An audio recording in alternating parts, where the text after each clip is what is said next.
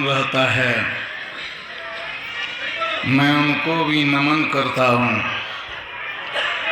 मंच पर विराजमान हमारे महात्मा समुदाय सबको मैं बारंबार नमस्कार कर रहा हूँ और आप लोगों को भी मैं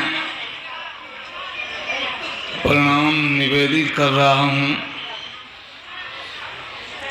अंतिम दिन की ये अंतिम बैठक है और आप लोगों ने बहुत कुछ सुना है। मैं थोड़ा सा सुनाऊंगा इसलिए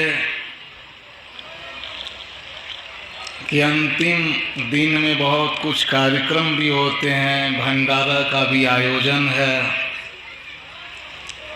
इसलिए मैं संक्षेप में सुनाऊंगा, विशेष नहीं। भगवान कृष्ण ने गीता में कहा, अर्जुन को देखो, अर्जुन 3 तरह के सुख होते हैं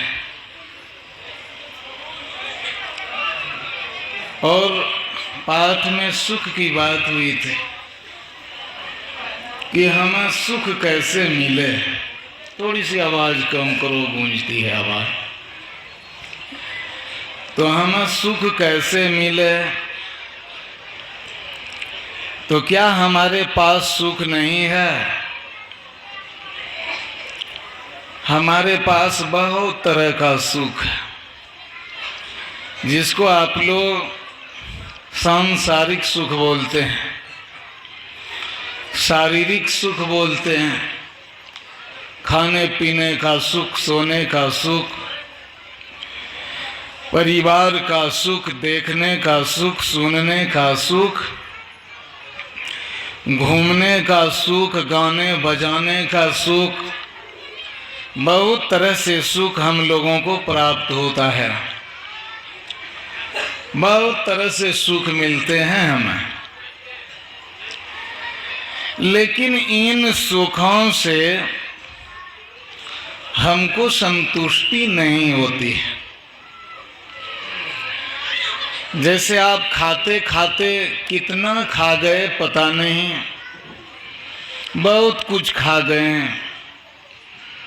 अन्न भात दाल सब्जी खाते खाते मांस भी खाए हैं, आप बहुत कुछ खाए हैं, लेकिन खाने से मन नहीं भरता है।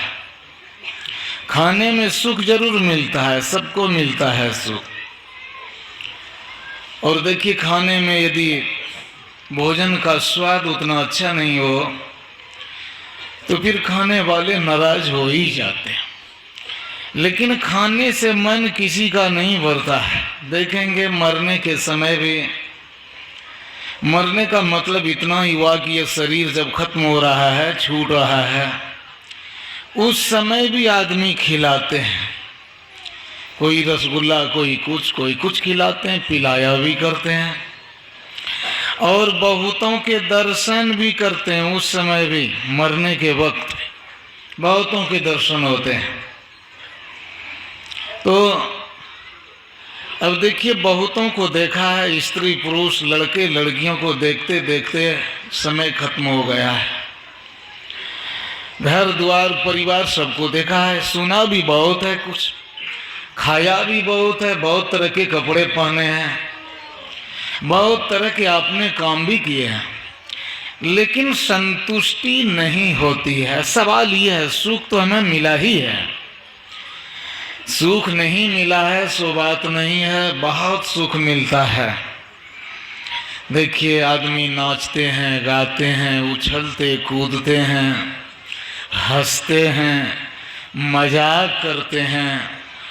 भगवान कृष्ण के साथ अर्जुन ने भी कहा था, मैंने आपके साथ मजाक किया था, मजाक में आपको मैंने साला भी कह दिया था।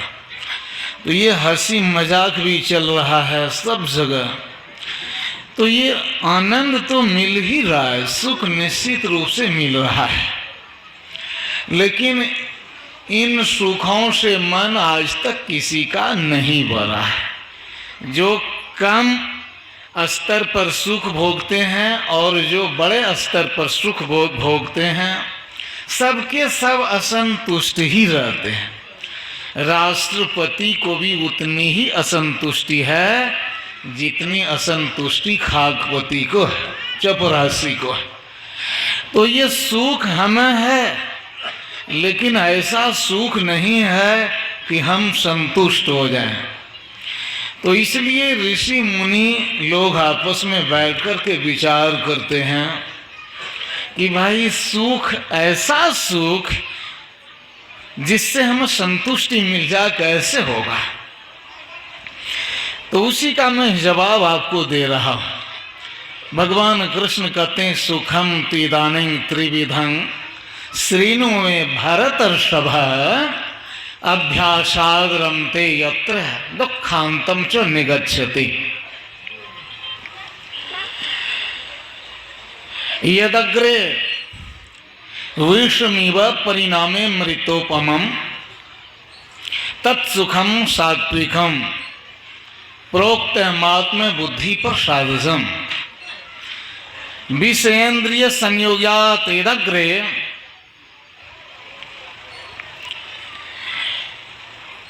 विषमिव।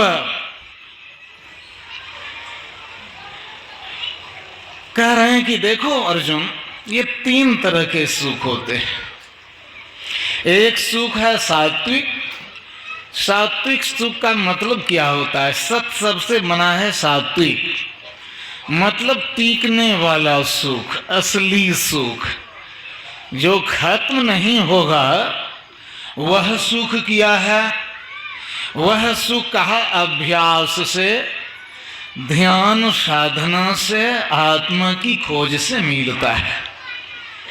वह सुख ध्यान से, भक्ति से, आत्मा की खोज से मिलता है, जहाँ पर दुख खत्म हो जाता है। लेकिन पहले इस सुख को पाने में किसी को अच्छा नहीं लगता है। ये साधना, ध्यान, भजन, भक्ति, ये सब विष की तरह लगा करते हैं। ये ध्यान, भजन, सत्संग कैसे लगते हैं? ये विष की तरह लगते हैं, जहर, पॉइजनस।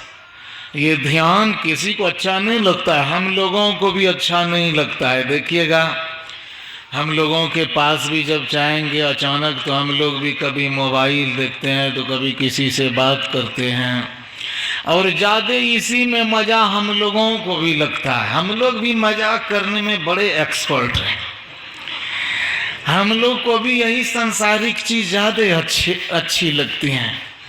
ये टू जेड सबको, समझ गए ना, सबको, किसी को अच्छा नहीं लगता है। ध्यान, सत्संग, सब के सब परेशान होते हैं। तो ये बात समझने वाली है। क्या समझने वाली है? ये किसी को पसंद नहीं है। ये ध्यान, पूजा, ये सब पसंद नहीं है। इसलिए जब आप लोग हमसे मिलते हैं, हम लोगों से मिलते हैं, या हम ही लोग आप लोगों से मिलते हैं, तो ईश्वर, भजन, ध्यान की बात कम होती है। आप कैसे हैं, आपका क्या हाल है, घर में क्या, परिवार कैसे हैं, नौकरी चाकरी हुई कि नहीं, आपकी गाय बियाई कि नहीं बियाई, मतलब बहुत तरह के बात पूछा करते हैं। तो यही सब हम लोग पूछते हैं, क्यों? अच्छा नहीं लगता है किसी को। और जब अच्छा नहीं लगता है, तब अच्छा नहीं लगेगा तो खराब तो लगेगा ही। तो ही भगवान कृष्ण खुद बोल रहे हैं, देखो अर्जुन, ये सब जो है ध्यान, साधना, आत्मा की खोज, आध्यात्मिक चर्चा, ये विष की तरह लगते हैं, लेकिन इसका परिणाम होता है अमृत की तरह। इसका परिणाम, ये टिकने वाला जो सुख है, इसका परिणाम अमृत की तरह होता है, ध्यान साधना का। यही सुख है जिसमें कि दुख खत्म हो जाता है। दूसरा सुख है विषय इंद्रियों के संयोग से होता है। विषय का मतलब क्या हुआ जी? आँख नाक कान इंद्रियों से जो आप सुख भोगते हैं इसी को विषय का सुख बोला जाता है। ये देखना सुनना स्पर्श करना खाना पीना स्वाद लेना इसी को कहा जाता है इंद्रियों का सुख। ये सुख क्या होते हैं? यदग्रे आगे पहले कैसे लगते हैं? अमृत की तरह और परिणाम में विष की तरह होते हैं। आप लोग जो भी सुख भोग रहे हैं संसार के, चाहे जो भी हैं, तो संसार के सुख भोगने में आदमी डूब जाते हैं, भूल भी जाते हैं, बहुत कुछ भूल जाते हैं। अब पैसा तैसा आने लगता है, भूल जाते हैं। चलो जब सब चलेगा। जब पैसा नहीं आता था तब बोलते थे आदमी धूर्त हो गया है, बदमाश हो गया है, अधार्मिक हो गया है, झूठ बोलता है, निर्दयी हो गया है। लेकिन जब पैसा सब आने लगा तो अब वही वो सब काम करने लगा, झूठ बोलना शुरू कर दिया, ज़्यादा निर्दयी अब वही हो गया। अब दूसरे का धन हड़पने में उसको भी मज़ा लगता है, और ध्यान भजन ईश्वर इसमें मज़ा उसको भी नहीं लग रहा है।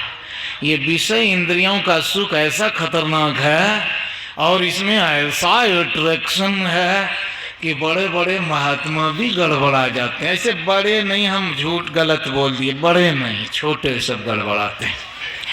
बहुत प्रसिद्ध होना ये बड़े महात्मा बनना नहीं होता है, बहुत प्रसिद्ध होना ये बड़ी बात नहीं होती। प्रसिद्ध तो इस संसार में बहुत हैं, जो फुटबॉलर हैं, खेलने में माहिर हो गए तो फिर सारी दुनिया में उसका नाम हो जाता है।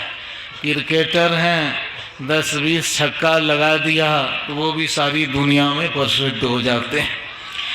कोई जादूगर है, ऐसी कला दिखला दी, वो भी सारी दुनिया में प्रसिद्ध हो जाते हैं। तो बड़ा होना ऐसे नहीं होता है। आपको बहुत आदमी जान जाता है, इससे बड़ा नहीं हुआ जाता है। लेकिन मतलब आप प्रसिद्ध भी हो जाते हैं, लेकिन फिर भी विषयों का सुख जो है इसमें ऐसे कभी कभी डूब जाते हैं कि इतने बड़े पाप कर बैठते हैं जिसकी कल्पना नहीं की जा सकती है। तो हम लोग बहुत सारे पाप कर लेते हैं। क्यों जी? ये शुरू में अमृत की तरह लगता है, खाना पीना ये भी बहुत अच्छा लगता है। आप लोग देखेंगे पराया बाबा के पेट बढ़ जाते हैं। बहुत बाबा सबको देखे जिनके शरीर पर हड्डियां दिखाई पड़ती थी, अब उनके पेट 10-20 किलो के हो गए। अब कारण क्या है? तो खाने में इतना मजा है कि निकल ही जाता, थोड़ा सा ओवर डोज ले ही लिया करते, तो ये सब हो जाता है। अब क्यों होता है? इसमें इतना मजा ही है खाने में कि हम लोग भूल ही जाते हैं। कैसे लगते हैं? भगवान कृष्ण कह रहे हैं, देखो अर्जुन, यह जो सुख है यह अमृत की तरह लगता है, बहुत अच्छा लगता है। बाल बच्चे के साथ जब आदमी रहने लगते हैं तो लगता है यही सब कुछ है। कभी कभी आदमी देखेंगे पत्नी की जब बड़ाई करने लगते हैं, बाप रे बाप मत पूछिए। एक महात्मा थे, प्रवचन में वो अपनी पत्नी की बड़ाई 10-20 मिनट करते थे, नाम नहीं बोल रहे हैं, चले गए शरीर छोड़कर। आप लोग सुने भी होंगे, तुझे सूरज कहूँ या चंदा, सुने हैं ना जी? अपने बाल बच्चे के बारे में क्या क्या कहते हैं। मतलब इतना मजा आ रहा है इन सब में, सीमा पार कर रहे हैं, समझ गए ना? और बड़े बड़े जो कवि हुए हैं इस दुनिया में, बड़े बड़े अंग्रेजी के कवि, हिंदी भाषा के कवि, और यहाँ तक कि संस्कृत भाषा के भी कवि, ये कालिदास जिनको कहते हैं, इनके भी यदि आप ग्रंथ पढ़ेंगे तो लगेगा बाप रे बाप किन किन चीज़ों की बड़ाई करते। ये सब भी जब नवयुवती अपनी पत्नियों की बड़ाई करते हैं तो ऐसी बड़ाई करते हैं कि लगता है वही सब कुछ हो गया, अब कुछ ज़्यादा नहीं, बस फुल स्टॉप हो जाओ, वही सब कुछ। तो ये इतना मज़ेदार है, इतना रसदार है, झालदार, कि लगभग सबके सब कभी न कभी उसमें उलझ ही जाते हैं। बहुत मज़ेदार, क्योंकि कैसा लगता है, वो लगता है अमृत की तरह, लेकिन परिणाम इसका विष की तरह होता है साहब, समझ गए? इसका परिणाम विष की तरह होता है। और क्या, फिर कहते हैं यदग्रे चानुबंधे च सुखं मोहनम आत्मनः है। अरे अर्जुन, तीसरा सुख होता है तामसी सुख। ये सुख निद्रा और आलस्य, निद्रा आलस्य से ये पैदा होता है। मतलब सोने में, बेहोश रहने में, जैसे मन तैसे जीने में हम भी बड़ा आनंद लेते हैं। जैसे मन तैसे बेहोश होकर के जिए, सोकर के गुजार रहे हैं, बेहोशी में जीवन काट रहे हैं, ये सुख इसको कहा गया तामस। तमस शब्द से बनता है तामस, मतलब अंधकार वाला सुख। मतलब ऐसा सुख जिसमें पड़ गए तो आप अंधकार में चले जाएंगे, आप प्रकाश में नहीं। अंधकार का मतलब अज्ञान, चिंता, भय, तकलीफ, समस्याएं, जितने भी नेगेटिव एलिमेंट्स हैं, नकारात्मक तत्व, वे समझिए डार्कनेस है, अंधकार है।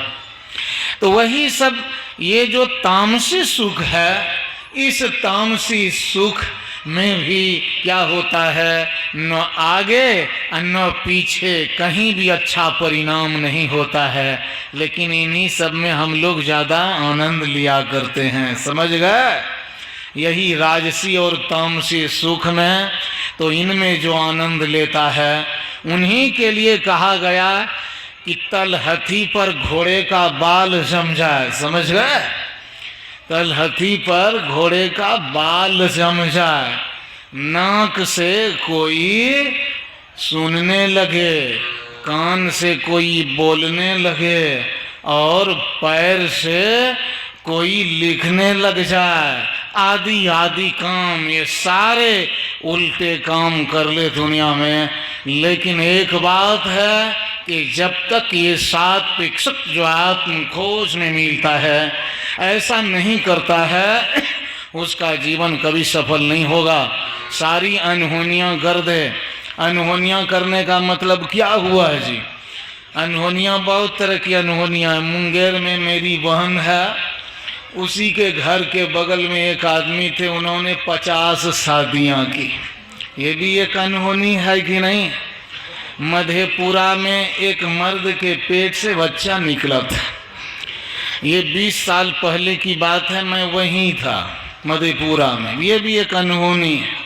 5 अंगुलियां होती हैं आपके, कभी कभी 6 अंगुलियां भी आपके हाथ में हो जाया करती। कभी कभी आदमी के पेट से सांप पैदा होता है, बानर पैदा हो, ये भी अनहोनियां है। बहुत सारी अनहोनियां हैं, अनहोनियों की सीमा नहीं। मतलब आप एक से एक गजब गजब के काम कर दें, ये मान लिया, लेकिन जब तक आप राम की भक्ति नहीं करते हैं, तब तक आपके जीवन में संतोष पूर्वक और अनंत सुख नहीं होगा। समझ गए साहब? फिर समझ लीजिए थोड़ा सा, अब ज़्यादा नहीं, थोड़ा सा। यही कि आप कोई भी हैं, बड़े हैं, छोटे हैं, ऊंचे पद पर हैं, नीचे पद पर, काले घोरे, पढ़े लिखे अनपढ़, सावधान 22 पसेरी के बराबर है। यदि आपने ये ध्यान नहीं किया, आत्मा की खोज नहीं की, तो आपको जितना ये सुख मिला है, ये सारा सुख दुख में बदलते देर नहीं लगेगी। समझते हैं ना? इसलिए आप लोग जो भी हैं, ध्यान रखिए। क्या ध्यान रखिए? कि आप भूलिए मत, ये विषय सुख, संसार का सुख, ये आपके जीवन का सबसे बड़ा काम नहीं है। इसका भोग जरूर कीजिए, लेकिन इसमें डूबना नहीं चाहिए। एकदम खाइए, पीजिए, रहिए, सब कुछ जो है कर दीजिए, करते जाइए, लेकिन इसी को सब कुछ नहीं मानना चाहिए। नहीं तो भगवान राम क्यों बोलते भाई यही तन कर फल विषय ना भाई। अरे भाई इस शरीर का परिणाम ये नहीं कि खूब खाने पीने में मगन रहो, ये सब काम तुम्हारा नहीं है। अर्जुन को भी कहा ना जी, देख अर्जुन तुम्हारे जीवन में बहुत धर्म है, बहुत धर्म, धर्म का मान है धारण करने योग, मानने योग, पालन करने योग।